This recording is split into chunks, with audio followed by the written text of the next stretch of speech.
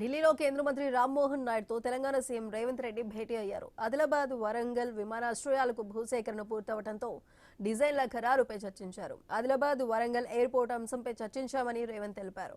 3-4 వారాల్లో టెండర్ పనులు చేపడతామని రామ్మోహన్ నాయుడు తెలిపారు. వీలైనంత త్వరగా మామునూరు ఎయిర్పోర్ట్ పనులు చేపడతామని హామీ ఇచ్చారు. 2028 జూన్ 2 నాటికి వరంగల్ ఎయిర్పోర్ట్ పూర్తి చేస్తామన్నారు రామ్మోహన్ నాయుడు.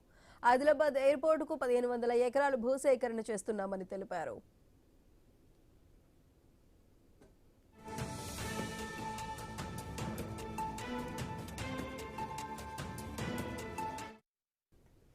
కేంద్ర మంత్రి నితిన్ గడ్కరీతో సీఎం రేవంత్ రెడ్డి భేటీ అయ్యారు. రాష్ట్రానికి సంబంధించిన పెండింగ్ ప్రాజెక్టులపై చర్చించారు.